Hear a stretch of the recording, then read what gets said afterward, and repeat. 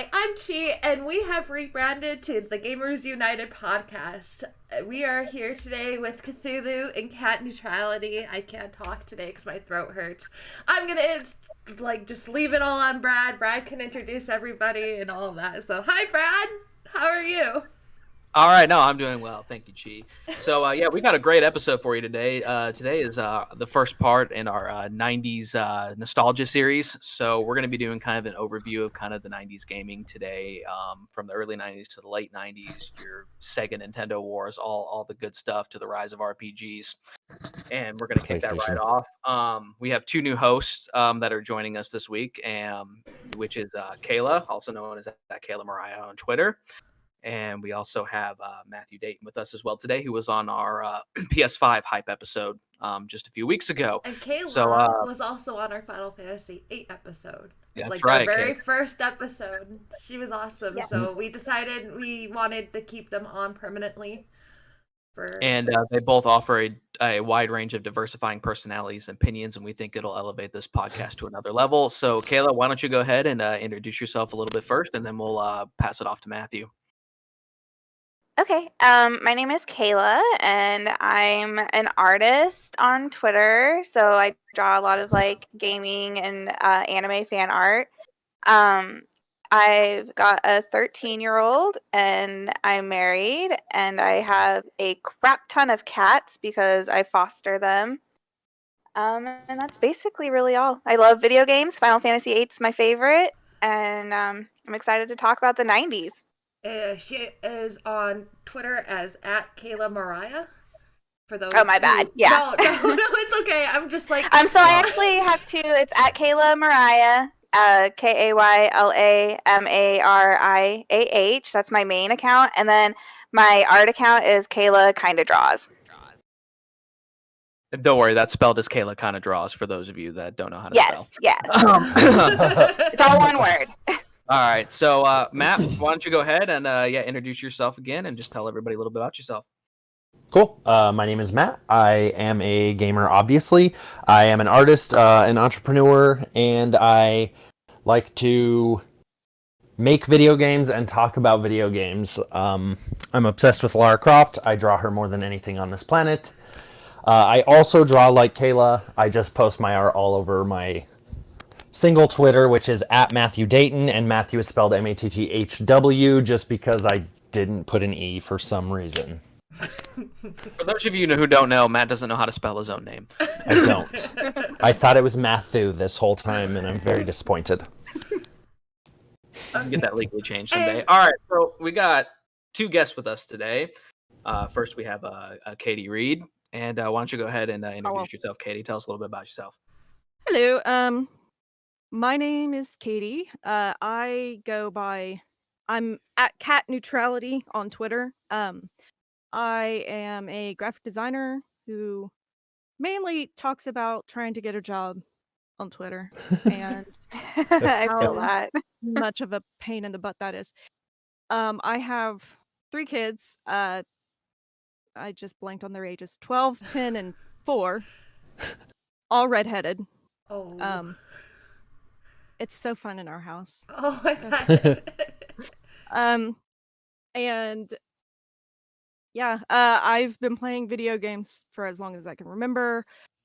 I started out on the Atari 2600, and I basically have too many video games at my house.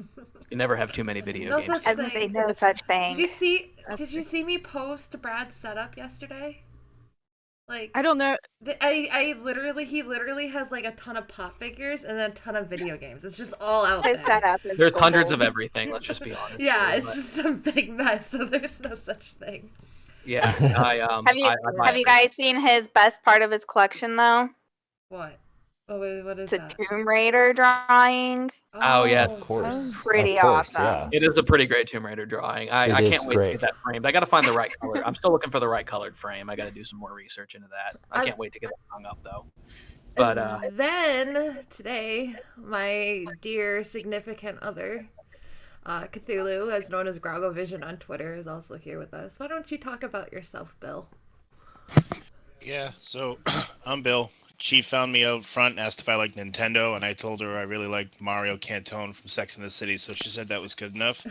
So I could be on the podcast today.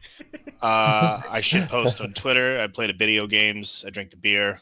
Yeah, that's about it. Thank you very much. Hail Clan Belmont. Oh my god.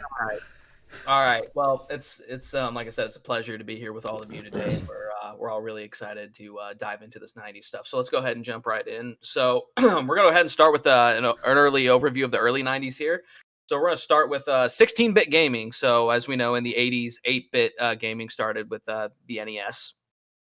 So we had Super Mario Bros, Legend of Zelda, all these great franchises kicked off. So and then, real quick, for everyone out there, what would you define as a 16-bit game versus like an 8-bit or a 32-bit? What is 16-bit specifically? It's the hardware.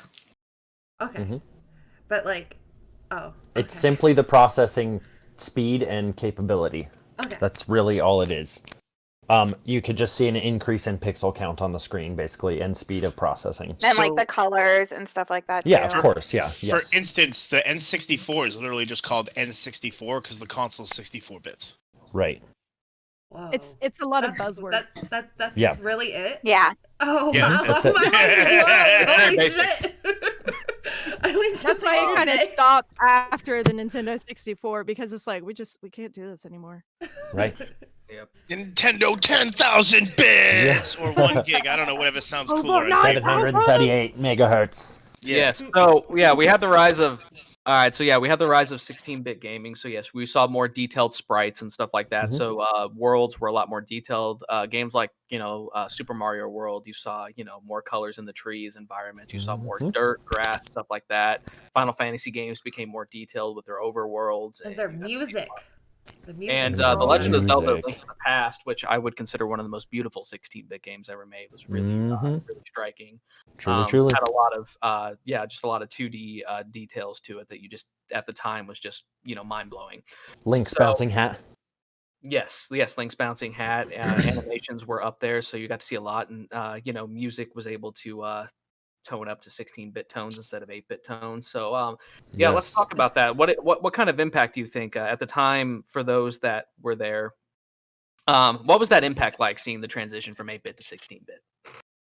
Well, one of the things I always thought was funny is for some reason when Super Mario World came out, they're like, wow, we have all this extra technology. What are we going to do for the detailing? And everybody's like, we should draw faces on fucking everything. The mountains, the trees, the clouds.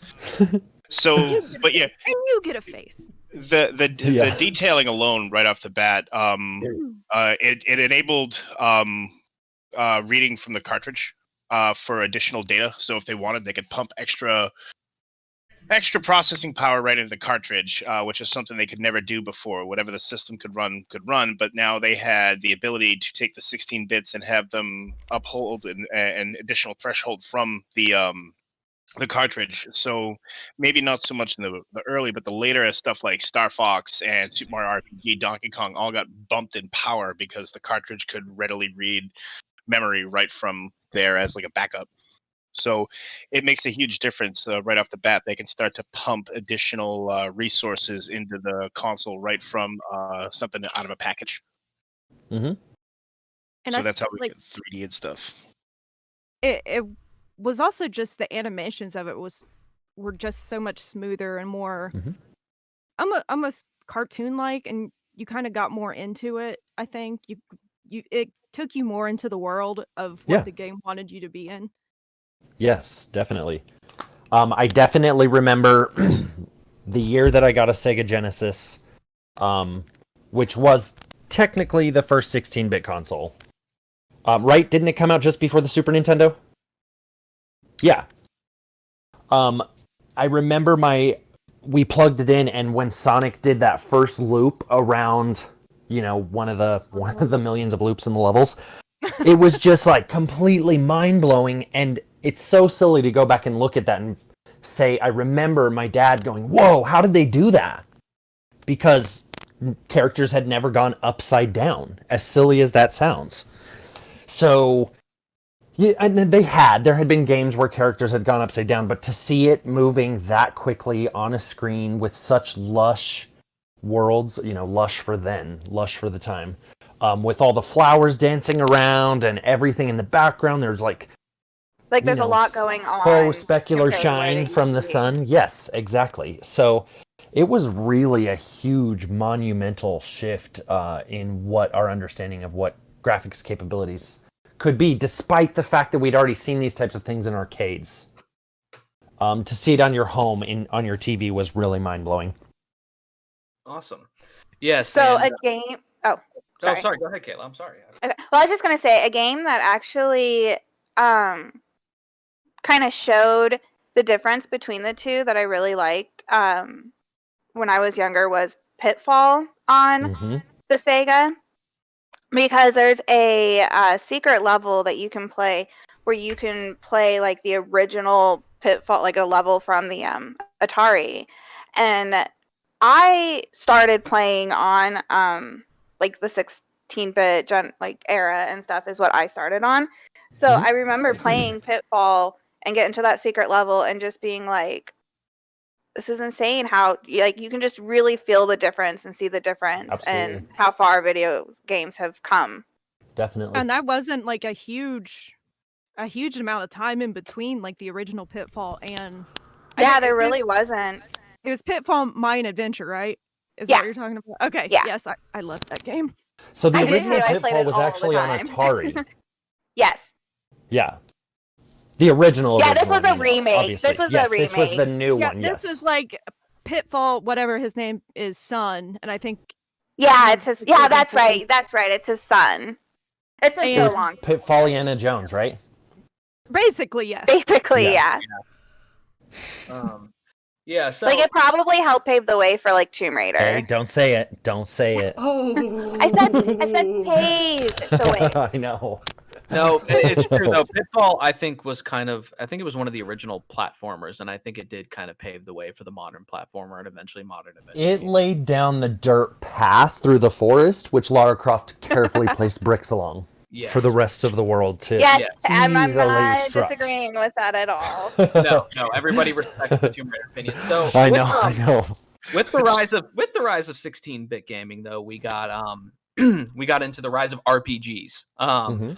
We know that Final Fantasy was born. Now that was the original NES, but that was 1990. We had Final Fantasy jump into the fray. That was 8-bit, later 8-bit era. But then Final Fantasies 2 through 6 made it on the Super Nintendo. Right. And we also had Chrono Trigger as well, and we got these detailed 16-bit worlds. And Final Fantasy kind of brought the idea is you had your turn. In addition to your turn-based battles, you had this overworld and these little detailed 16-bit And eras. music. Yes, and the music. Yes, so they did that. So let's dive into a little bit of that. So with the rise of RPGs, what do you think? Do you think Final Fantasy was the one that started the rise, or do you think there's another franchise we don't know about? And what do we think we're going into that?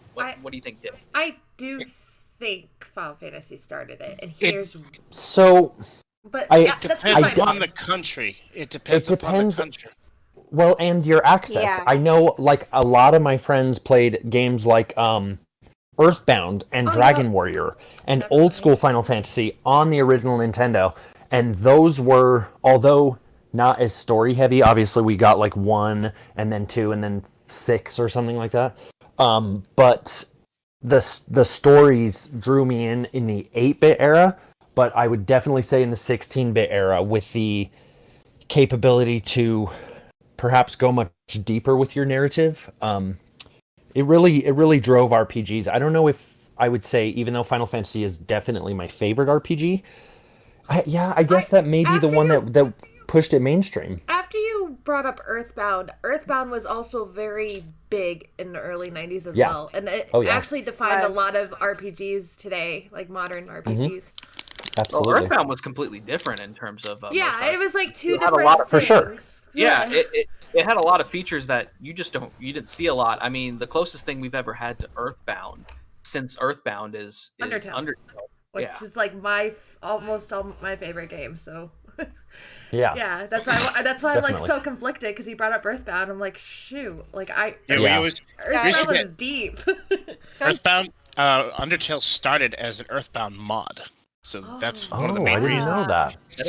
There's a running thing that if you look at it, Sans was probably Sans was probably Ness's skeleton for Ness's, the Halloween yep. mod.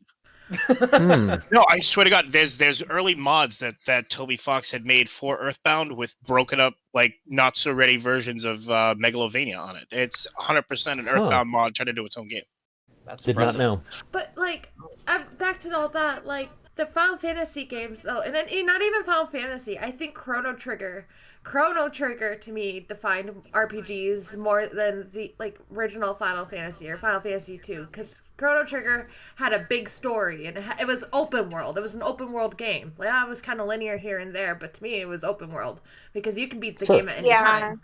Well, with Final Fantasy 2, it didn't really get popular until 7. Like, yeah, there was a bunch of people playing it, but it didn't get that, like, and mainstream. That's what I was. It was gonna huge bring up. among RPG enthusiasts, but it became mainstream with 7. That's what I wanted to bring up when I mentioned countries. So RPGs in Japan, Final Fantasy did pretty good here and in Japan, but Dragon Warrior, which was Dragon Quest, and Chrono Trigger had such a great in Japan. For the reason is Dragon Ball Z was incredibly popular in the 80s when it first came out, right? So what they did in the 90s to try and make RPGs more approachable is Dragon Quest and Chrono Trigger were partnered with Akira Toriyama to do the art to help thrust the popularity of Dragon Ball Z into video games over there and helped with the implementation and localization outside of Japan. So we can thank Dragon Ball Z for Akira everything. Toriyama is God. End of story. Good you know, night, now that you mention that, I see the similar art styles too. Oh yeah, I it's can literally 100% show you pictures same of art Dragon styles. Quest characters even today that just look like Goku. Yeah, they do. Most of his very characters similar pretty art. much look like Goku. It's true though. I remember when I The first guy- saw like the the art male for Chrono characters. Trigger and like and the Dragon Quest games, I was like, did Akira or did That's Akira? Yeah, I Dragon literally Ball. was like, wait. I looked it up immediately. I was like, that's got to be Akira Toriyama, right? There's no way it's not. It is.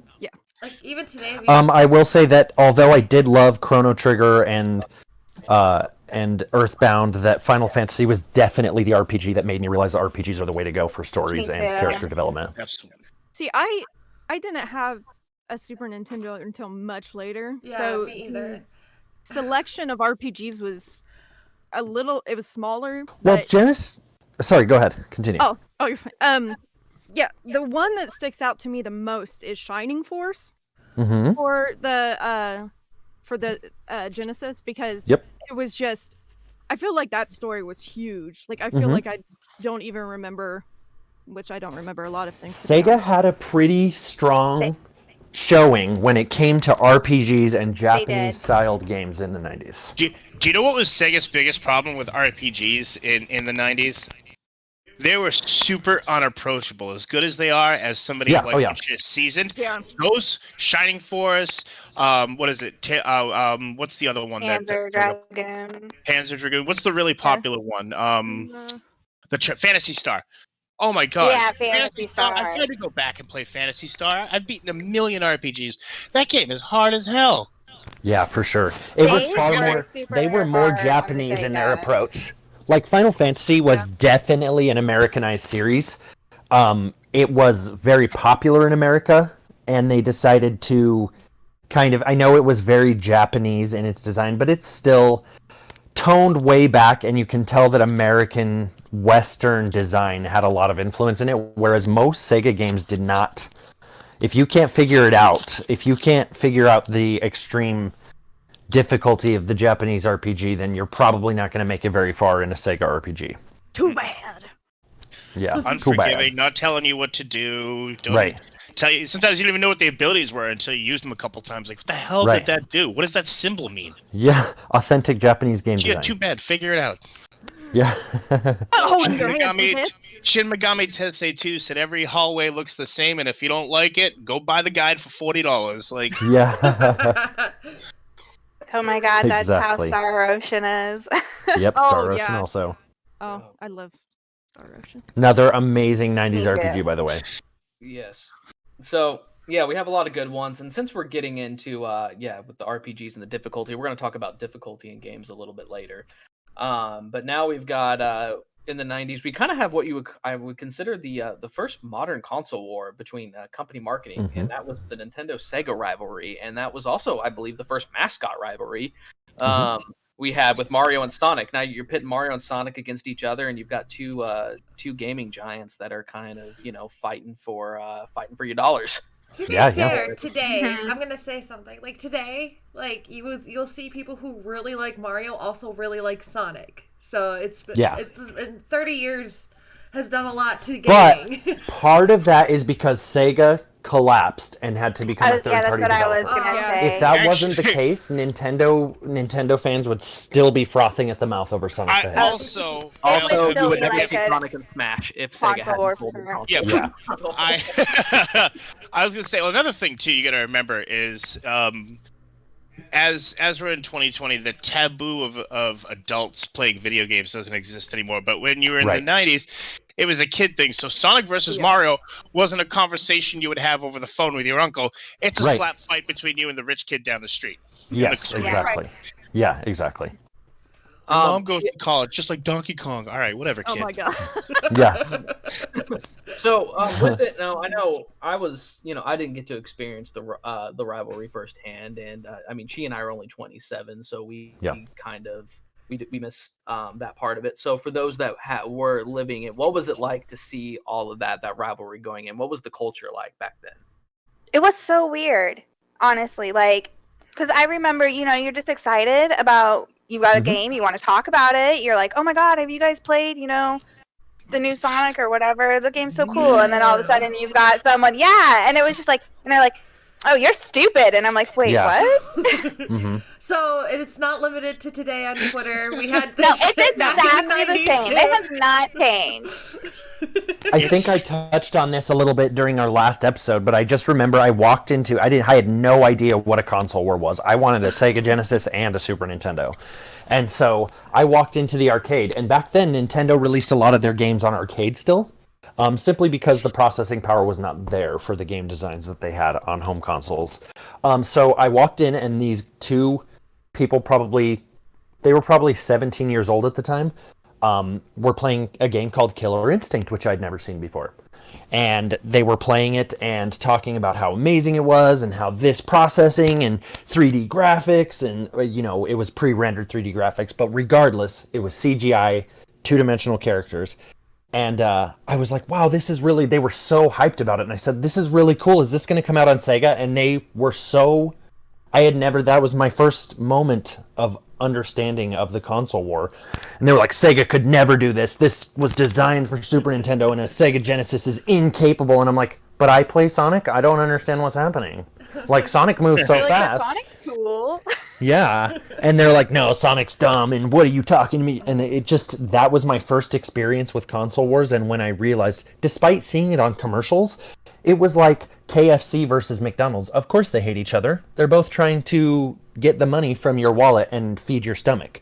So that made sense. But to see like Nintendo and Sega on commercials talking about like jabbing at each other, that made sense because it was corporate warfare, which will always and has always existed. But suddenly it was like Camaro versus Mustang. Right. There was this huge division of people. If you like Fords, you can't like Chevy, and if you like Nintendo, you can't like Sega. So, And it was sudden, and Yeah. if it was you don't weird. mind me asking, like I said, I'm younger. I didn't really live through Mm-hmm. it. Wasn't it really based on region? Like, I know the United States had more Nintendo, right? And then Europe had more Sega. Like, I don't know because I only have don't my know. experience here. Right. Yeah, and I grew up, I only had the Sega because another thing that a lot of people don't realize is that gaming wasn't as easily accessible as it is No. today. No. So it people wasn't. I have, do remember they've that. got their PlayStation 4, Right. 5, they've got an Mhm. Xbox, they've got their Switch. Back then, you really only had one console. Yeah, So you it's had- basically you whatever had what you your got. parent bought you. Exactly. Yeah, I had a PlayStation 1. And then your Yeah. buddies, Yeah, hopefully, and my parents one bought of me your a other Sega, friends. so that's all I had. And then Exact the same thing for me. The market was way different too. So right now, if I want to know how something costs, I pull up Google, I go to the Xbox, PlayStation Store, Switch Store, see how much it costs, compare it to a retailer. You couldn't do that. I remember my Right. dad telling me I'm exactly as old as the 90s. I was born in 1990. So I thought it was 1994 and 4, right? I just remember Mario 2 coming out, right? We're waiting for Mario Yoshi's Island to come out. It's all I want for my birthday, and I hear the same story every time it comes up about, first of all, nobody can get a hard street date, right? You just show up to the store one day, you go to Toys R Us, oh, Mario 2 is finally on the shelf. The guy at Toys R Us doesn't know he's stocking a shelf. Right. There's no information, there's no newsletter from Nintendo, there's no report, none of that stuff's ready yet. Right. More importantly, there was no standardized pricing, right? Mm-hmm. So one of the things people either do or don't remember is that the original Gauntlet on Nintendo, right? Again, not to backtrack too much, but the original Gauntlet on Nintendo came in like a weird cartridge. And you probably had no idea why. It's because they didn't want to pay Nintendo's licensing fee, so they just made their own cartridge thinking they'd get away with it. Nintendo sued them. Of course. So Nintendo was strict about stuff, and pretty much, was Nintendo was mean, right? So they weren't allowed to tell people stuff. You weren't allowed to share information about Nintendo games because you had the Nintendo license that you had to pay thousands of dollars to be the right to make a Nintendo game. And then you could set your own pricing, but there was no thing for it, right? This guy says he needs at least $40 a copy to make back his thing. But Nintendo charged $70 in the 90s for Super Mario World. Oh yeah, I remember. I remember $70 at one point. No. There was no standardized pricing. A Super Nintendo game could be $30 if the developer wanted. Yeah. When But Donkey Nintendo Kong first Country party came was out, it was $70. like $80. It was Yeah, like and it was really- $78.96. Yeah. it was always like the It wasn't until the 64 8 or 96 or something. that Nintendo said there had to be standardized pricing, $49.99 for all But titles. But they let the N64 run rampant with crazy pricing for probably a year and a half, and PlayStation was smashing them, so they had to reel it back because PlayStation games were, I want to say, $59.99 no matter what for the most part. Yeah, And they were pretty Nintendo like a game flat prices were rate. all over the place. I remember going in and Mario 64 was $64 and like 67 cents, and next to it was another 64 game that was $74.83. It was just completely random prices on these games. Arcade, So you would get whatever an they ad. felt like. Also, Yeah. I would like to say too, like this is before the time of the DLC, which Yes. I'm pretty sure like the pricing was, you guys were getting full games. You weren't getting like a $50 game on top of like $10 here and there and all that. Yeah, you got what you Yeah. got. You didn't get patches. You didn't get The idea of like expansion came later. Not much later. It did happen in the 90s, but I think it was more like PC on expansion. For Yeah, sure. I was gonna say PC for sure. games like Majora's Mask were very much considered an expansion pack to Ocarina of Time. Even though it was its own story and its own game, it still used the same game engine. It was still developed off the piggyback of Ocarina of Time. And I remember when Majora's Mask was being advertised, it was very much being advertised not as the next Zelda game, but as a continuation or an expansion of Ocarina of Time. So they started to dabble in expansions, but of course DLC could not exist because there was no such thing as downloadable content. Unless you were So you basically just bought Twitch another free. game. Man, can you imagine And like you have hooking up to AOL and having Yeah. it's just like figuring Your download will be ready in 64 years. It's still downloading. Some say they're still downloading it. If you want to talk about DLC in the 90s, can we just talk about how funny it is that Nintendo tried to push out a radio version of the original Zelda and decided to call it Zelda BS? How great is the irony of that? Yeah, no doubt. At least they knew. So, Did they sue themselves for that? For not putting it on Nintendo? Yes. That's it. Well, no, the cartridge. Well, what I mean radio is it was a satellite Super Nintendo cartridge that got updates. Oh, through for the sure. radio. Do you But I guys mean, like- remember Sega Channel? Are you No. old enough for that? Okay, I so am, back in but the I didn't day, have it. you got a little box, and you paid like $33 a month for it, and you plugged it in to the screw-in coaxial cable screwed into this box, which plugged into your Sega Genesis, and then you had basically Xbox Game Pass in the 90s. And I'm talking like early 90s, 94, 95. I was in my friend's basement playing games, streaming them via a cable, like not a cable internet connection, Coaxial, but a RGA coaxial cable. Yeah. So The Game Pass was really Sega's idea first. Man, that's Yeah. crazy. And that was as close as we got to DLC and streaming in the 90s. And very, very few people had anything like that. That sounds like Very really cool. pricey. It reminds That was me like of rich the people shit. Yeah, like the No, it was handheld unbelievably light. cheap. It was $33 a month, and Sega just shared the thing with you, but it never took off because think about it. It was something that was like, I'm gonna connect my TV over the waves, and things are gonna be Was it- like. It ran off Go the ahead. internet, right? No, it ran off your cable, like your actual Oh, television okay. cable, which technically was internet, right? It's Well, basically the internet. It's still a twisted copper. It's still a Yeah. twisted copper data stream. I actually work telco. Right. It is data stream, yeah. But so essentially, in a nutshell, before we're used to it, back in the '90s, cable, internet, and telephone were all separate. You couldn't get them all from one Yes. company yet. Correct. But yeah, a data stream, that cable can be used for anything as long as they talk Yeah. to the right people and get the right Absolutely. data channels for it. So Sega could have did it, but $33 a month in the '90s for Yeah. anything video game is way too much to ask. Of course, yeah. And it never took off. And that is, I guess I'm looking at it objectively from nowadays, $33 a month. I wouldn't pay that for a streaming service, I guess, for video games, Even because Game Pass is like $10. I was gonna say my parents definitely wouldn't have.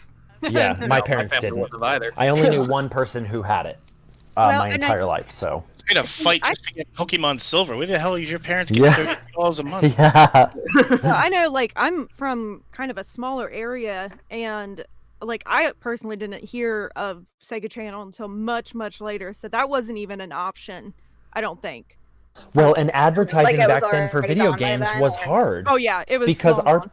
Oh yeah, for sure. Our parents didn't care about like the advertising, so if they didn't relay it to us, we never saw it. We never saw advertisements or anything for that kind of thing. I mean, there were some commercials. I was like, I right? didn't even know Yeah, that of was a course. thing, and I was all I about the think Sega. Kathulhu. But if you're a video game company in the '90s, right? How much money do you actually have to spend? Very on a little. Nickelodeon Air Very little. Cthulhu Right? showed Because me in Nintendo might have had that money, but Capcom doesn't. Not for an American game. Yeah, Yeah. definitely. So, all right, we're gonna transition here. We'll be able to talk more in details about this stuff in our second part, which will dive specifically into the early '90s. So we're gonna keep it moving here to handheld gaming, actually. So this is crazy. So, handheld, the Game Boy was the first handheld that came out, and that came out in '89. I know that's just right on the cusp of the '90s, not quite '90s, but it carried over into it, and different versions of the original Game Boy came out in the early '90s. And the Game Boy was a big deal because now, instead of being stuck to your TV, you can take this anywhere. It can go to the car, or it can go to the bathroom. You can play a game while for you're taking a dump. 4 It's great. hours while the batteries lasted, and it had to be in Yeah. sunlight. Yeah. Yeah, before they gave us the little light thing that came with it, we're sitting there in the Yeah. back of the car hoping a street light comes by so we Yep, can play for 5 definitely. seconds. Dude, You the got struggle was real back then because if you didn't play it during the day, you were pretty much screwed. Yep. Right? And There So- was no hiding under the blankets to play it. The flashlight. in bed. and God forbid How if big you of a wanted deal to play was it in for the those car that- with the light on. 'Cause Right. you're gonna kill you. Yep. Your parents exactly. weren't no. Yeah, my parents every time I was like, "Can I play with the light?" And absolutely not. I can't see the road. Damn it. Oh, okay. I guess, Yeah. I was Oh, told well, that we were guess gonna I get won't pulled play over. my game. yeah. I guess I can't play Yeah, Pokemon. now, everybody was Dad. told we'd get pulled over, and I just found out like 3 weeks ago that was a lie this whole time. That's Yeah, so funny. yeah. I just found that out too, like a couple months ago, and I was like, Ridiculous. "What?" I've been telling my daughter it's a lie, Yeah. or my daughter that it's illegal, and now I'm sitting Yeah. here like, "What?" So, with it being the handheld game. Now the Game Boy, I believe it was packed with Tetris, right? Like Tetris came with it. Like we. Yeah, I think so. Pretty- That's Yeah, okay. so However, Nintendo's- for- Yeah, I was gonna say Nintendo's early marketing strategy knew that if they tried to sell a console without a game, it wasn't gonna work. Right. Wow, that's the So- complete opposite of what they do That's now. smart. Yeah, for real. You I would would like a because- free game, please. The technology, we understand now that the technology is worth the money that we're putting into it and that the games will come. Whereas back then, they were really only investing in what you were putting in front of them right away. It was video gaming was not an investment for our parents. It was like a very, A very burden. expensive toy. That's what Yeah. I was gonna say. It's just an expensive toy to get us out of their Yeah. hair. Yes. My mom and still so- tells me to this day that if I wanted, like, I remember too, because you would have the Christmas spread. I grew up with 2 other siblings right around the same age, 3 years apart between the 3 of us. The Christmas spread, Because you got my sister with all of her clothes and the dolls and this, my brother with the action figures, and then I have 2 little boxes under the tree because I wanted that was $70 me. video games. Yep, me too. And that's all I was getting because that shit's expensive. Yep. I was gonna say that's all we really got was because my family was a gamer family, so it was like, oh, Christmas, you just get the new thing. That's all you get. Yeah. My parents always felt bad because I was the same. I had like 2 or 3 boxes because I just wanted video games. That's all I cared about. And so my parents would always like try to put really small stocking stuffers and stuff under to make it look like I had more stuff under the tree. And I'm like, I don't care. As long as I got Tomb Raider, whatever. I don't care about anything else. Now, when it comes to the revolutionary, for those that were around for it, how big of a deal was it to have be able to take a game almost anywhere you go where there was light? Like, how big of a deal was it when? Oh, it was so cool. Like it definitely. Oh, I don't even know. Like it was just cool. Like it blew my mind that all of a sudden you could just play anytime, anywhere, as long as you had your charger or batteries on hand. Yeah. It definitely blew my mind. Unfortunately, my parents we were very poor, and the only reason that I got a Nintendo is because my grandfather bought it for us. My cousins got a Game Boy, and they brought it over during Christmas, and I remember playing it for seriously like 2 straight hours, and they had Super Mario. Oh, what was it called on there? Mario Land. Mario Land, thank you. They had Mario Land, and I killed the batteries, and they had like a whole pack of batteries in their pocket all the time to play it with. And I just remember, even to this day, I was never sold on handheld gaming, and that's simply because it's temporary. And it's give and take. The handheld gaming is great, but I can't get immersed in it, and that's what I love about gaming. So while I love the idea that you can take it somewhere, I'll buy almost every handheld and then never take it anywhere. The Switch is different though. The Switch is a console you can do both on though. So mine has been undocked for a total of 5 seconds. The big thing I can think about for when I think of like the Game Boy and what kind of impact it had, right? So I lived in a house with 3 children, my mom and 3 aunts and uncles and my grandmother at one point, all in one house, right? Mm-hmm. Got one TV. How, as a 5-year-old, 4-year-old kid, gonna argue with everybody in the house that I need the only television because I want to play video games? Right. Game Boy. It definitely was good for parents, I'm sure, because they could just kick us out of the living room or whatever, and we just go hang out in our room and just play. If I could have, totally. Ways. And the difference isn't most today it's TVs are more affordable. Everybody's got a TV in almost every room of the house. Yeah. Whereas in the 90s, even I grew up, even those of us who were a little bit younger, it was like my parents. You had one TV. In the house. And it was a treat when we got older, when my parents had more money, they were able to put one like in an extra bedroom as like a game room for my brother and I, so they could have the living room TV, and my brother and I could just go in the back room and fight over the extra TV. Right. Yeah. Hey guys, I think we should move it along a little bit. Okay. We're at 38, so. Let's go. All right, let's go. Well, for time management, we'll go ahead and we're going to combine this next section. So we have games were hard and gaming rumors. So quickly, we touched a little bit on, but yeah, games were notoriously difficult compared to today. 1, you had no direction, and 2, Disney decided to make games that were damn near impossible. You couldn't save either. Yeah. No. In addition, go ahead. Saving. Oh, I was agreeing.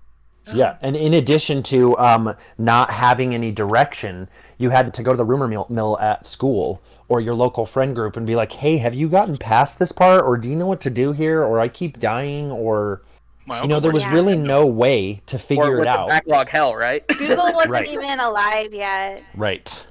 And my parents blocked 900 numbers, so there was no calling anybody for help. I gotta say that I feel like a majority of people that have accumulated backlogs, they probably started in the 90s, and it started with a lot of those older games because you were getting your ass kicked as a kid, and you were like, God. Yeah. I still get my ass kicked as an adult. Are you kidding me? Like, I'm playing a lot of 90s games this year, and I'm like, what the heck? No, 90s games are hard. I will pick one up now and be like, how did I do this? Well, I was like 10 and I got through this, and now I can't figure it out, and I'm 70. Go back from like a game from the 90s, like when I was 18. Okay, so I played Spyro as a kid. I know we're talking about early 90s, but like Spyro. Yeah. Mm-hmm. It was a very difficult platformer for me, but like as an adult, I went back and I played. I'm like, what the heck? Like, yeah. Right.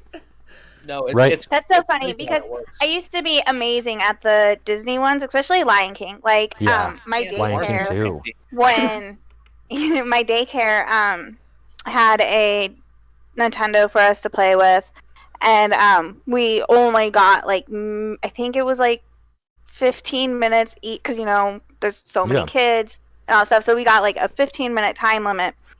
And I was really good at it, and I actually had kids that would be like, Kayla, I need you to beat this level for me, like the Scar level. I can't pass it.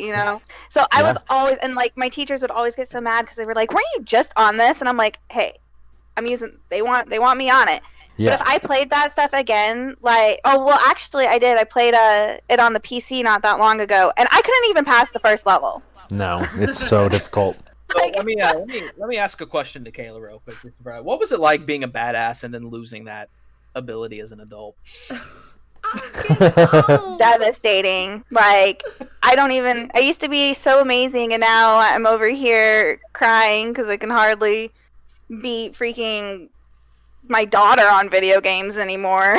Let's just Okay. be fair in that all of us are there. The We new are. generation my is daughter's always gonna better. pass me. My daughter Yes. a few years from already. I know it.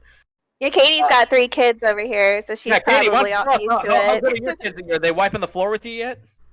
Oh, I am still much, much better than them and my Oh. husband. The But issue is that you're raising them though. So you're teaching them everything you know. right, so I'm gonna enjoy this while it lasts Yeah. because it won't last very long. Yeah. It's very similar to being in like the enrichment program, where it's like you have all of this potential as a kid, and then when you grow up to be an adult, it's like, oh, I'm nothing. Yeah. I'm just an adult. Crap. Wasn't something supposed to happen here? But like I was saying earlier, Chrono Trigger, like some of these RPGs that we love so much from the early 90s, like Earthbound and Chrono Trigger, and even some of the like Final Fantasy 1 I struggled with. Star as a kid. Ocean. I like Here's the ultimate 90s struggle. Put a game down for 1 month and go back and figure out what you were doing. Oh my gosh. I That's was me gonna right now. bring that up. I'm doing the Star Ocean remake on the PS4, Yeah. and I'm so frustrated. I can't believe how hard it is. And I it's so remember hard. playing it younger and having trouble, but I swear I'm having more trouble now. Like I can't figure. And I did. I put it down, and I went back to it the other day, and I said "F this," and I started playing Tomb Raider. And I know we haven't mentioned it yet, Yeah. but the Tales of And not series. OG Tomb Raider, guys. She wasn't playing 90s Tomb Raider. She's playing No. 2030. No, I was playing the latest easy one. The painted ledges. On top of that, right? Think about like right now, if I really want to, right? You got a buddy, he beats a game, you lend it to it, he lends you to it. Cool. Play it for a little bit, right? Imagine like me, 6 or 7 years old, whatever it is, and I want to rent Super Mario RPG from Oh, Blockbuster. yeah. Yeah. Now every time I want to rent it, I have to start it again. Yep. Oh, Or- yeah. What's the word? You hope Absolutely. beyond hope that somebody has not saved over. Erased your file from 2 weeks ago. Or worse, like I was thinking, right? You're playing something like Chrono Trigger, right? An RPG.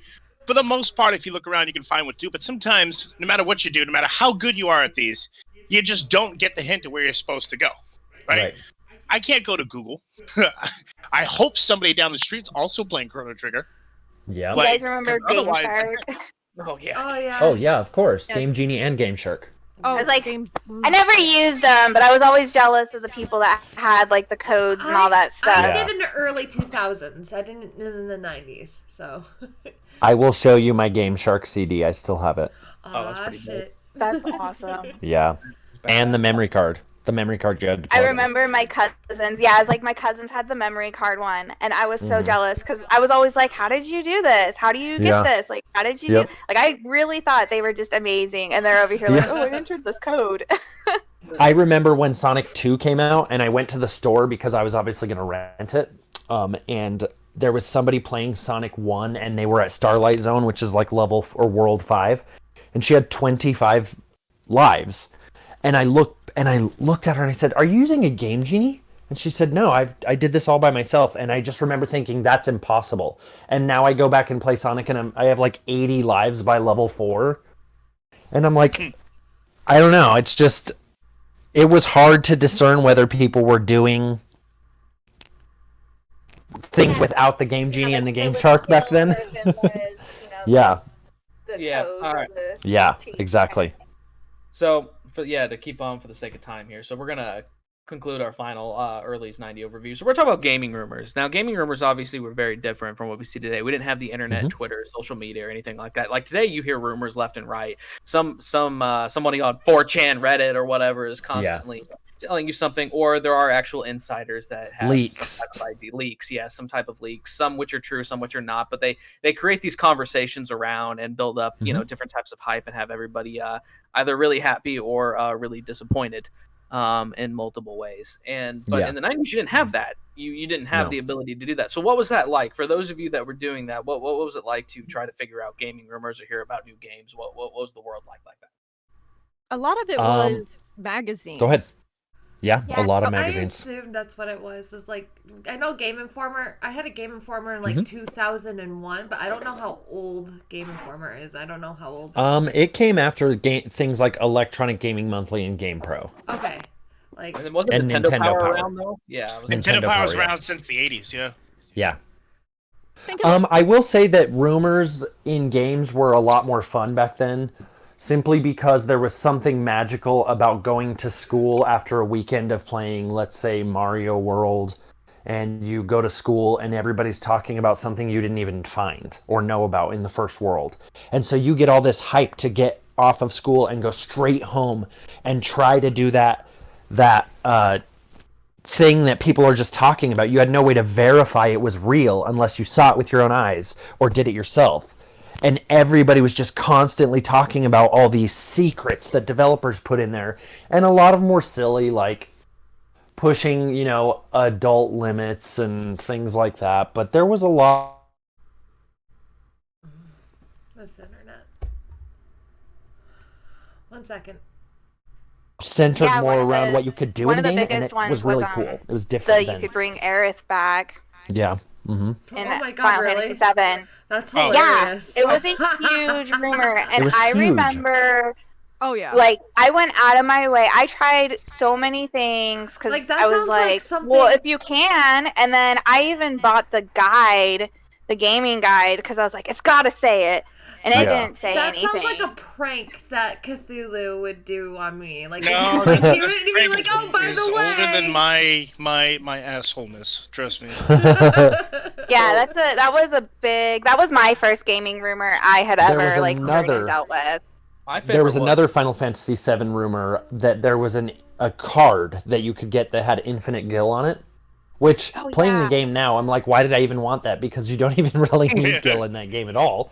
But I really, really wanted it, and it was hiding behind the ticking clock in Calm in the hotel where you talk about Sephiroth, where you learn that story.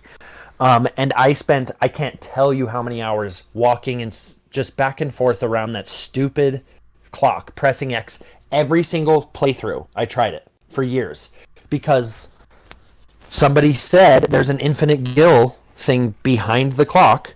And yeah, we're talking 97 by this point, so there's even internet, but even the internet had no verification. So if I saw it on the internet, it must be real. I remember in the early 2000s, I don't know if you guys had those book fairs when you guys were younger in elementary school, like the book. Oh, yeah. There was one where they had a cheap book for video games like Spyro and all these PlayStation. Oh. So I picked it up, and Yeah, they have game code books. I've got something like Code Breaker and stuff like that. Yeah. One of my favorite rumors back was then the Pokemon one where they said instead of going to a Toys R Us to go get Mew or whatever it was, he was under a truck. The truck. Oh my god! Yeah. For $1 million. Oh, that's probably $1 million truck. You could spend 5 hours trying to see where is he? Is he under the truck? I swear to God, he's here. No. Yeah. When it came to now that I think about it, now that you mentioned that 90s rumors, nothing was bigger than kids in Pokemon. Because down the, I feel like everybody had one, but right on my block, I had the kid who's quote unquote my uncle works for Nintendo. Everybody got one. So But yeah, there was Mew in the truck. There was Peekaboo, right? Mm-hmm. Where they had gotten early pictures of Meryl from Pokemon Silver, and apparently he was in Pokemon Blue somewhere, and you had to like go back and find a secret item and give it to Bill, Mm-hmm. and then Bill would fight you with his Peekaboo, and you could catch it, even though that's against the rules. Yeah. Like there was so much stuff. Like Pokemon And we was believed hardcore. these Okay, rumors I've too. got We the didn't even ultimate question them. rumor. One that Okay, what is it? exploded bigger than any rumor in the 90s for games. Okay. Nuderator. Oh, Nude Raider! I forgot about Nude Raider. Everybody insisted that Core Design stuck a code in there that allowed you to run around. Like anybody wanted to run around with this square ass and triangle titties, but everybody tried it. Everybody was like, I'm going to try it anyway. Like just because it was That- a thing, not even if Yeah. you don't want to see anybody naked. You were like, I just want to see if this works. I need to see if this happens. Yeah. And then I remember when PC mods came out and there was a Nude Raider patch, but the idea that you could make Lara Croft naked is so absolutely nonsensical to think of now. And people still Looking do back? mods like that today, though, too. Yeah, mods for sure, because it's just user created. But to think that a developer would be like, you can remove the clothes on Lara Croft. Like, how stupid. Like, And what it would- seriously was a huge rumor. Because I want to be on CNN and have my company run into the ground in the middle of the night. Yeah. right Yeah. when we can't put real looking blood in. Yeah, exactly. But yeah, we can make Lara Croft Make naked. it purple. Katie, what was your favorite rumor back in the 90s? See, let me see. I feel like there was a rumor that had to do with like the chocobo racing in Final Fantasy VII. Uh-huh. But I don't know what it was. There were so many rumors surrounding Final I was Fantasy VII. yeah, It was Final Fantasy unbelievable. VII had an insane amount. It's of because rumors. even though Final Fantasy VI and other RPGs came before it, it was the first one where you could kind of explore, like, the first mainstream one, I should say, where you could kind of explore a giant 3D world, and there were, felt like back then, so many things to do that the game would never end. It felt like Skyrim, back then. It felt like there was 10,000 tasks, and so there was a chance, even the tiniest one, that there was tasks that you missed, or characters you never spoke with. So it was believable enough for anyone to pretty much make anything up because the game seemed so vast. I'm thinking like with the chocobo one, it was like there was some way that you could get like basically an invincible one that would always win. Yeah, and just smash through the other chocobos or something. Yeah, something like that. Yeah. It's like purple or something too. Like Mm-hmm. it was just like anything like, even if it makes no sense in the game mechanics, it was a rumor. Yeah. I do So have going one way ice- back. I do have Yeah, go one ahead. more isolated incident because I just thought of this and I forgot what reminded me of this. It was the dumbest thing in hindsight. Stuff. One of the things in the book that said if you call the phone number, they'll give you challenge times for time attack. So we had called it, we got the numbers, and one of the kids beat for certain stuff that if you beat all the challenge times, you as a 7-year-old kid get to go work for Nintendo, and we all believed it. Of course we did. Yeah, and we were like, dude, I'm beating these challenge times. And then we were coming up like, dude, you have to hit the wall just right, and you're going to jump over, and Bowser grows wings Yeah. and flies across the stage. Now it's Yeah. crazy. I'm going to go work for Nintendo tomorrow. Oh man. Now I will say remember that. regarding rumors, I remember, and this is reaching back further to like 1990, so I'm going really early. When everybody started playing the original Super Mario Brothers, there was so many rumors about what you could and could not do in that game. And what was Yes. different about Mario Brothers is that almost every single rumor that you heard was true. So you could jump up over the world and run across to the other side, and then there was a secret pipe that you could choose any world, Oh, or yeah, I did 7, that 8, all the 9. time. And still so do when I discovered that was real, that was really the first moment when I was like, oh my God, the community is going to teach us, like, in games. You'll go to school or whatever, you'll talk to a buddy down the street every day and learn something you didn't know you could do, which for Mario felt huge because you I learned felt that like you one could do too. anything. So that was one of my favorite things that my parents taught me. Is my parents, because they grew up, they were teenagers in the 80s, and Yeah. my dad bought Yeah. my mom an NES. But when my parents got me, when they got me a Game Boy Color, and I know that's late 90s, but I got the Super Mario Bros. Deluxe game on it. So it was just the original game with some extra challenges and crap, and a calendar, by the way, that goes to the year 3000. Shit, you know, Great. really does. Anyway, so my dad, I remember I was going through and he's like, "Hey, watch this," and he would like dive up the levels and have all these warp pipes. He's like, "Yeah, you can get to World 8 like through all this." So he showed me all the tricks to get to World 8, and I remember as like a 6-year-old, I was like, "Wait, what? Oh my god, I can skip almost the entire game and just get to the end." Yeah. And then I didn't know Yep. how to run, and then I kept dying in World 8 because I didn't Yeah. sprint. But One little fun fact too. I just I don't know why this never comes up, but I feel like not everybody realized it too. So Game Boy Color was always looked at as a different system, but it's really Yeah. just a premium version of the regular Game Boy. And the Yeah, reason that sure I was. mention that is because Pokemon Silver, Pokemon Deluxe, and Pokemon Gold do work in black and white on an original Game Boy. And we're going to talk about that in our next Yeah. part a little bit. Speaking of, we have ran out of time for part 1. I hope you guys are enjoying it so far. Absolutely. I hope you guys continue so. and listen to episode 3B. All right. I'm going to end here.